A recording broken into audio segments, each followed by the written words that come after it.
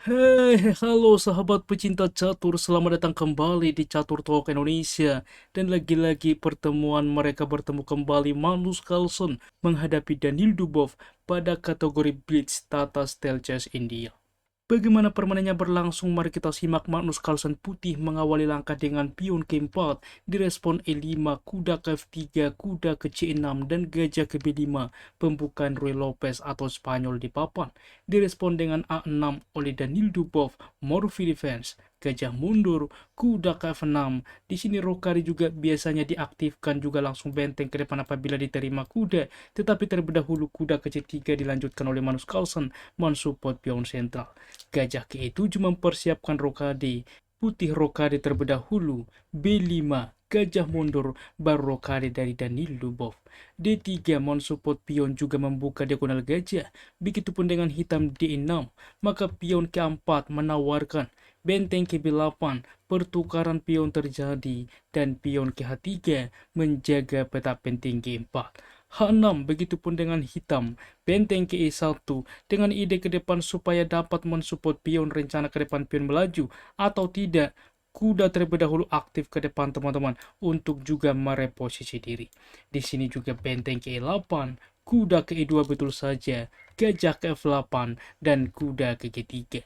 Gajah ke-6 langsung menawarkan gajah C3 saat ini, di mana juga membuka ke depan ruang untuk tidak mengizinkan, maka simplifikasi dilakukan Daniil Dubov. Ya, gajah mukul gajah, menteri menerima, dan serangan saat ini D5 teman-teman. Gajah ke E3 dari Magnus Carlsen pengembangan menteri ke D7, di mana juga menghubungkan benteng. Benteng ke A6 menumpuk benteng ke depan, tempo tetap mengancam kuda. Benteng ke E6 mensupport ke depan. Benteng ke A1 dan pion ke B4. Di sini pion ke C4 menolak. D4 saat ini menutup posisi tempo mengancam gajah. Gajah mundur ke D2 menekan pion ke depan. Menteri ke E8 dan menteri ke A4 menekan kuda. G6 saat ini mencegah juga kuda ke depan teman-teman.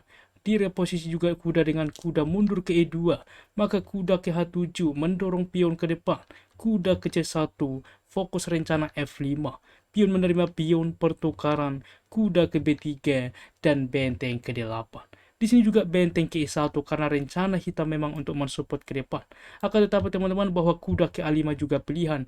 Walaupun ke depan tentunya saat ini menawarkan pertukaran, maka benteng menerima saat ini benteng pertukaran, menteri menerima kuda, dan saat ini tidak ada potensi pion melaju karena terlebih dahulu ke depan pion terancam, tempo mengancam benteng.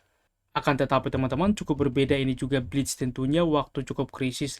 Benteng ke E1 langsung mencegah pion ke depan, E4 tetap, maka gajah ke F4, pion menerima kuda, benteng memukul benteng, pertukaran, menteri menerima kuda, dan di sini juga Daniil Dubov langsung juga menteri ke E1 skak. Terlalu terburu-buru teman-teman. Mengapa dikatakan seperti itu? Memang cukup sulit juga ditemukan dalam waktu singkat bahwa benteng menutup adalah pilihan teman-teman. Ada dua opsi yang cukup logis, gajah menerima benteng, barulah saat ini menteri melakukan skak. Ini sudah bekerja, di mana menghalangi saat ini akses teman-teman. Oke, semisal di dalam pos ini raja berpindah, maka di sini gajah bisa langsung melakukan skak teman-teman, menerima gajah tempo skak. Menteri wajib diberikan karena apabila pion menutup, maka konsekuensinya adalah skakmat. Oke, dan juga di dalam posisi ini misalkan setelah juga benteng menutup, menteri keempat menghindar. Masalahnya tetap menteri melakukan skak bekerja teman-teman. Raja berpindah, menteri menerima ancaman skakmat ke depan, menerima pion G2 tak tercegah. Dan kita kembali teman-teman di dalam pos ini dipilih langsung dengan menteri K1 terlebih dahulu. Mengapa ini terburu-buru setelah raja berpindah? Di sini langkah benteng juga pilihan, tetapi menteri juga langsung menerima ancaman skakmat. Tetapi Magnus Carlsen juga sudah kris waktu, ia langsung menerima pion, langsung menawarkan teman-teman. Sebelumnya justru counter attack ancaman skakmat bisa dimainkan Magnus dengan menteri K6 skak. Ada dua opsi, skakmat cepat apa skakmat lambat. Yang pertama ke G7, masalahnya gajah dapat membantu skak, kuda menutup, dimakan saja teman-teman, dan ini pun akan terjadi skakmat menteri ke G6.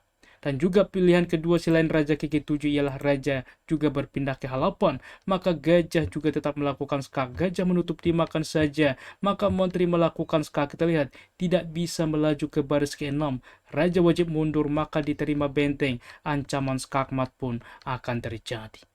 sangat-sangat menarik teman-teman. Tetapi Magnus Carlsen lebih memilih langsung simplifikasi menerima pion. Maka saat ini pertukaran terjadi. Benteng ke-8 langsung juga ke depan counter attack. Maka kuda menerima pion mencegah juga benteng mengancam juga pion.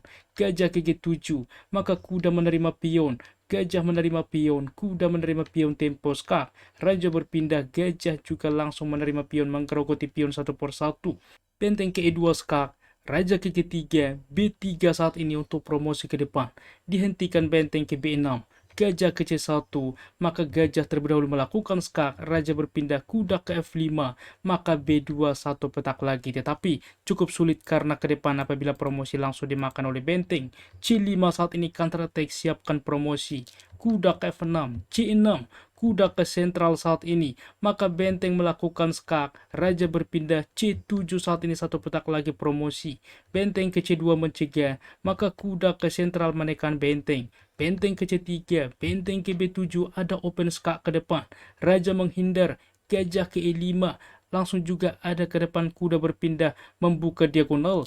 Raja ke D7, kuda ke F5 saat ini, benteng ke C2, dan pion juga dikorbankan promosi pertukaran. Maka kuda melakukan skak sehingga juga mempertahankan supaya raja di baris ke-8. Sangat menarik, inilah tujuan pengorbanan pion. H4, langsung juga counter attack mempersiapkan promosi. Benteng ke E2 mengancam gajah. F4 mensupport. Benteng ke D2, raja ke G4, benteng menerima pion, raja ke F5, dan kuda ke C7 saat ini. Kesalahan yang dimainkan teman-teman. Untuk tetap sebanding bahwa gajah menerima pion juga pilihan, pertukaran misalkan terjadi, maka di sini juga mendapatkan kuda, dan ini pun ke depan dapat dihentikan.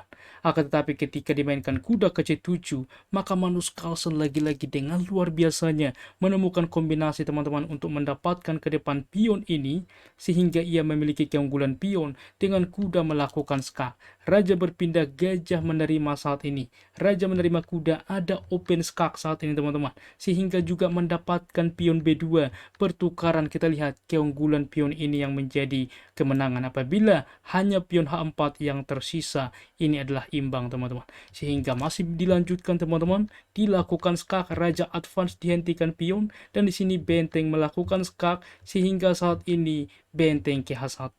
Apabila diterima pion teman-teman, masalahnya raja ke G6, ancaman terhadap benteng, ancaman skakmat, dicegah ancaman skakmat tentunya, maka benteng akan tumbang.